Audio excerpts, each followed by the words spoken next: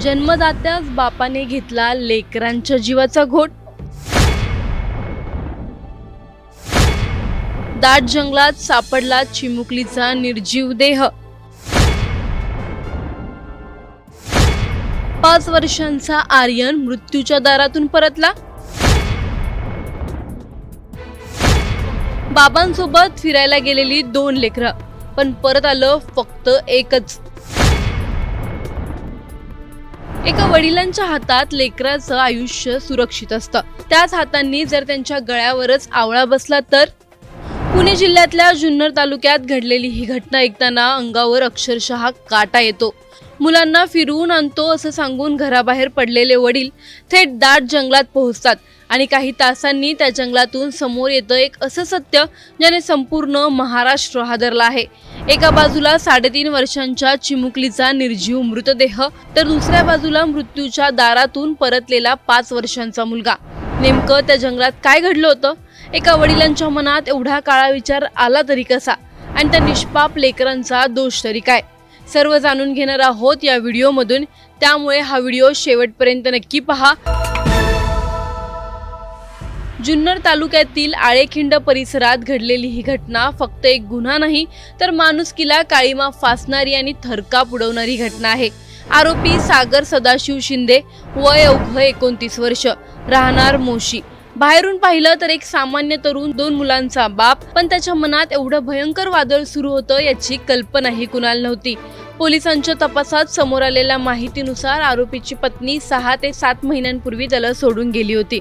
त्यानंतर दोन्ही मुलं आजी आजोबा आणि वडिलांसोबत राहत होती। घरात काय घडत होतं? मानसिक तणाव किती होता की आणखी काही कारण होतं? या सगळ्या प्रश्नांची उत्तरं अजूनही शोधली जात आहेत। मंगळवारी सकाळी सागर शिंदेने अगदी सहजपणे घरच्यांना सांगितलं, मुलांना फिरवून आणतो, आणि त्याच्या सोबत बाहेर पडली 3.5 वर्षांची चिमुरडी आणि 5 वर्षांचा आर्यन, 2 निरागस जीव बाबांच्या बोटाला धरून आनंदाने फिरायला निघालेले। पण त्या लेकरांना काय माहिती की ज्याच्यावर ते सर्वात जास्त विश्वास ठेवतायत तोच त्यांना मृत्यूच्या दिशेने घेऊन चाललाय। आरोपी त्यांना घेऊन पुणे नाशिक महामार्गावरून जुन्नर तालुक्यातील आळेखिंड जंगल परिसरात पोहोचला। आजूबाजूला शांतता, दाट जंगल, आणि तिथे घडलं ते ऐकून अंगावर शहारे येतील। पोलिसांच्या प्राथमिक तपासानुसार आरोपीने दोन्ही मुलांचा गळा दाबण्याचा प्रयत्न केला। त्या चिमुकल्या मुलांनी किती वेळा बाबा म्हणून हाका मारल्या असतील, किती वेळा जीव वाचवण्यासाठी धडपड केली असेल, पण त्या क्षणी त्या वडिलांचं हृदय द्रवलं नाही। मुलं बेशुद्ध पडल्याचं पाहून आरोपीने त्यांना जंगलात टाकून दिलं आणि तिथून निघून गेला। त्याला वाटलं दोन्ही मुलांचा मृत्यू झाला आहे, पण नियतीला काहीतरी वेगळंच मंजूर होतं।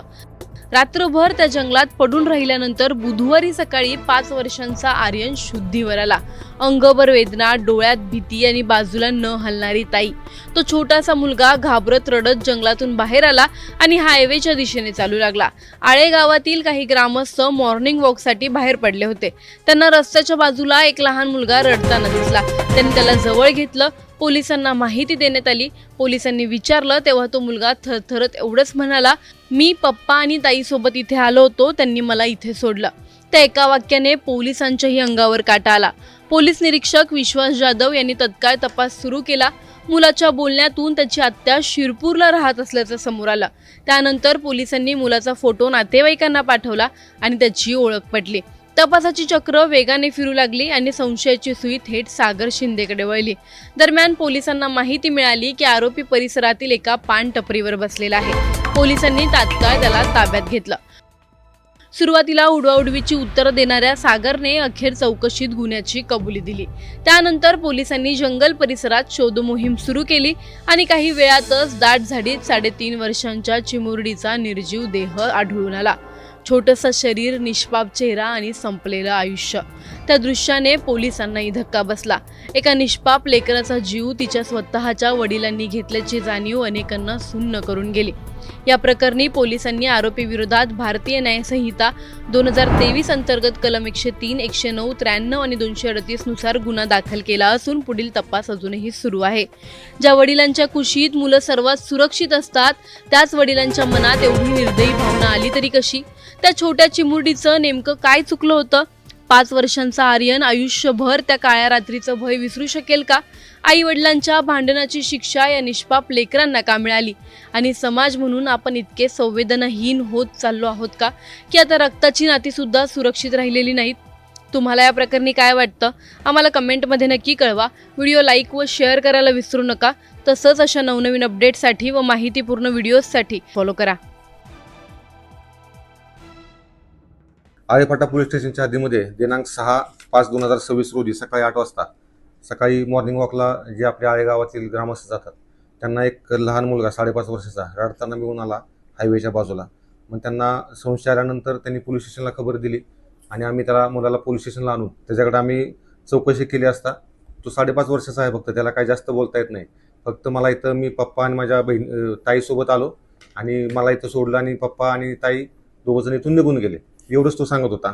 परंतु त्याच्या बोलण्यात त्याची आत्या शिरपूरला राहते, माझी आत्या शिरपूरला मी सुट्टीला गेलो होतो असं बोलण्यातून निष्पन्न झाल्यामुळे आम्ही शिरपूरला त्याचा फोटो पाठवून चौकशी केली असता त्याची आत्या सख्खी आत्या आहे ती त्या ठिकाणी पोलीस पाटील आहे. तिच्याकडून ह्या मुलाच्या आई वडिलांचा त्याच्या आजी आजोबांचा शोध लागला.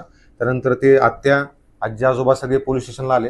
त्यांच्याकडे चौकशी केली असता असं समजलं की ह्या मुलाचे वडील जे आहेत सागर शिंदे म्हणून, तर त्यांना 2 मुलं आहेत, एक मुलगा आणि एक मुलगी आहे. आणि हा सापडलेला मुलगा 5.5 वर्षाचा आणि मुलगी 3.5 वर्षाची अशी 2 मुलं आहेत. आणि त्याची आई जी आहे ती 6-7 महिन्यापूर्वी वडिलांना सोडून गेलेली आहे आणि ही मुलं वडिलांकडं आणि त्याच्या आजोबांकडं आजीकडे राहतात. आणि त्यानंतर मग ते घरचे त्याचे सागर जो शिंदे आहे त्याचे वडील सदाशिव शिंदे इथं पोलीस स्टेशन आल्यानंतर त्यांनी सांगितलं की दिनांक 5 तारखेला सकाळी 10:30 वाजता सागर शिंदे त्याच्या 2 मुलांसह घरातून निघून गेलेला आहे, मुलांना बाहेर फिरवून आणतो असं सांगून. त्यानंतर तो परत घरी आलेला नाही. मग तो त्यानंतर सागर शिंदे कुठं आहे हा शोध लागत नव्हता. प्लस त्यांची मुलगी तिचा सुद्धा काही शोध लागत नव्हता. आता ते मोशी येथून त्यांच्या राहत्या घरातून मिसिंग झाल्यामुळं आम्ही चौकशी करून मोशी पोलीस स्टेशनचे संपर्क करून आम्ही आमच्या सरकारी गाडीतून त्यांना त्या पोलीस स्टेशनला पोहोचवलं. आणि पोलीस स्टेशनला इंट्रॉगेशन चालू असतानाच पोलीस स्टेशनला अशी माहिती भेटली की तो जो सागर शिंदे आहे हा हद्दीमध्येच एका ठिकाणी पानटपरीवर बसलेला आहे. आणि घटनेचं गांभीर्य लक्षात घेऊन पोलिसांनी जाऊन त्याला ताब्यात घेतलं आणि पुढील चौकशी कामी आळेफाटा पोलीस स्टेशनच्या ताब्यात दिलं. त्याला आम्ही ताब्यात घेतल्यानंतर की बाबा ती मुलगी कुठं आहे हा सगळ्यात महत्त्वाचा तपास राहिला होता. त्याकडे आम्ही कसून चौकशी केली असता त्यानं सांगितलं की त्या मुलीचा मी गळा दाबून आळेखिंडीच्या बाजूच्या जंगलामध्ये आणि माझा मुलगा जो आहे त्याचा सुद्धा गळा दाबून मी तिथं खून केलेला आहे अशी त्यानं आमच्याकडे प्राथमिकदृष्ट्या कबुली दिली. त्या कबुलीच्या अनुषंगानं आम्ही पंचांना बोलून त्या परिस्थितीचा पंचनामा केला असता. म्हणजे तो जो त्याचा मुलगा जिवंत राहिला होता हे त्याला माहीत नव्हतं. त्यानं दोन्ही मुलांना मारण्याचा प्रयत्न केला होता किंवा मारलं होतं. त्यातला एक मुलगी मरण पावली आणि मुलगा सुदैवानं जिवंत राहिला. आणि नंतर आम्ही पंचांसोबत जाऊन तिथं घटनास्थळ पंचनामा केला, पूर्ण ते जंगल सर्च केलं आणि आरोपीनं दाखवल्याप्रमाणे त्या ज्या ठिकाणी तिला मारलं होतं त्या ठिकाणून त्या मुलीची बॉडी आम्हाला हस्तगत झालेली आहे.